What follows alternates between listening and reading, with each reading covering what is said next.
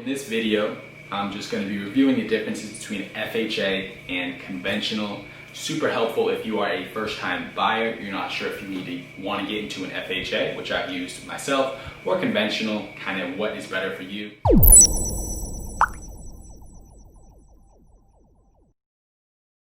Again, this is Steve. I'm a real estate agent in Massachusetts. Not giving direct financial advice, going over my experiences with what I've used and what I've found in order to start investing in real estate. I made a video a while back with Teddy Smith on exactly how to house out with the FHA loan, and I know that helps a lot of people out, so hopefully this helps people out as well. And I would recommend a lender give you an idea of both and take into account not just a monthly payment amount. The differences, it's going to be differences in the mortgage rate, the mortgage premium. Figure out what's best for your scenario. I had the opportunity to go conventional, but I personally went FHA. Always keep in mind, you have the down payment, which is the first thing you're gonna pay. You have the closing costs, and number three, especially with multifamily, I'd always recommend reserves. It is a little bit easier to scale from a multifamily perspective if you start with FHA on the first purchase, then go conventional for the second purchase, and so on. Because you could only have one FHA loan at a time. So it's kind of like a great entry point to get started with multifamily, because you can do it for 3.5% down. But there's no way you can buy 1, 2, 3, 4 properties all 3.5% down. So the FHA and conventional are very commonly used for a first-time buyer. First step is you want to think of FHA as government-backed. And that means it makes it easier to qualify for than conventional loan typically. Credit score, the down payment, and mortgage insurance for FHA, and also the FHA appraisal when you do get the property under contract. So the FHA has a very low barrier to entry compared to a conventional. Typically it's 3.5% down. So on a property that's 300K, your down payment is roughly 11,000 and change for a down payment with 3.5% down. So it is a lot easier to get into than a conventional. And typically the minimum credit, it does vary, is around 600. With that low credit score, it is a huge benefit if you are able to get started with FHA. And once you're in, your credit is qualified, you're good to go, you're able to get started becoming pre-qual with the FHA loan. And the big thing about this is it's not credit dependent. So it doesn't matter if your credit is 650, 750, 800, you're gonna get the very similar rates on this FHA. And with FHA, you get an extremely low owner-occupant interest rate. And the way I used it was for multifamily. That's what I would recommend for multifamily products getting started. Very low interest rate, very limited credit score needed. Like I said, minimum 600, and typically the down payment is only 3.5%. So with every FHA loan, you're gonna be paying mortgage insurance or a mortgage insurance premium. This is basically the government just saying, in case you're unable to pay the payment, that you default on the loan, they get the money back. The mortgage insurance premium is very high for FHA, and that's different than conventional. It's for the life of the FHA loan. The one thing that I'm working to do is refinance out of FHA, which gives two options there. You can refinance into a conventional loan, then use FHA again, which is what I'm aiming to do. Kind of in progress, hopefully it happens next year.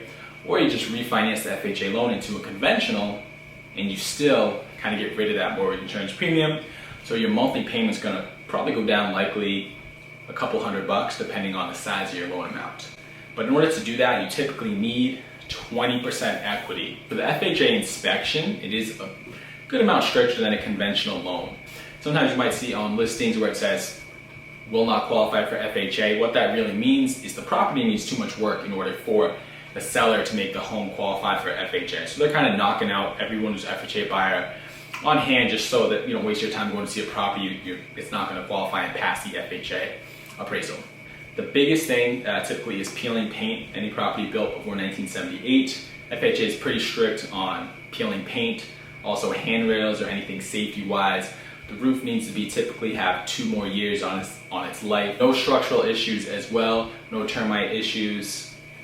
And I've also left a list in the description to give you more idea of exactly what an FHA property will be. Next is a conventional loan. So conventional, it could mean many things, but in a nutshell, it's not government backed. And the down payments can vary widely. There's 3% conventional, 5% conventional, 20% conventional, with multifamily, 25% conventional, and you can have multiple conventional mortgages at one time. And the interest rates fluctuate dependent on your down payment. So a 3% and a 10% conventional, you're gonna have a higher interest rate with that lower money down, that 3%. And conventional also uses the credit score. So the interest rate may fluctuate depending on your credit score. So unlike FHA, where if your credit score is 750, it treats it the same as a 600 on an FHA. In conventional, you're gonna get better rates if you have a 750, 800 credit score than you would a 600 credit score. So there's a higher barrier of entry than an FHA product. In a nutshell, the major differences between FHA and conventional: FHA, you have easier to get in with the lower credit score, 3.5% down minimum, but you do have a stricter appraisal on the property, so the property needs to be in pretty good shape. Conventional, if you do have a higher credit score, your rate, you should get a better rate. Not as a strict appraisal for conventional as well. With FHA, the mortgage insurance premium stays for the life of the loan. Very common question is, can you roll those closing costs into the purchase price? The answer is yes. If someone wants the property, they know it's harder to get an offer accepted with FHA, so they'll move up their purchase price to say 306, and it'll just say seller will pay buyer $6,000 in closing. So it's the same net to the seller, but you're able to get the property for 306. You get the 6 back at closing, so your out of pocket is still 11.5 instead of 17.5. Another question here, not directly related, but closing cost on a property. On a property, you're gonna have a down payment and you're gonna have closing cost. Typically, let's say a 300K property with 3.5% down payment, your initial buy-in is about $11,500 for that down payment on a 300 property. Typically, closing costs can vary. So anywhere, I like to use a rule of thumb, is a ballpark estimate between 2 and 3% of the purchase price. So in our theoretical 300K property, that's gonna be anywhere between $6,000 and $9,000 in closing costs.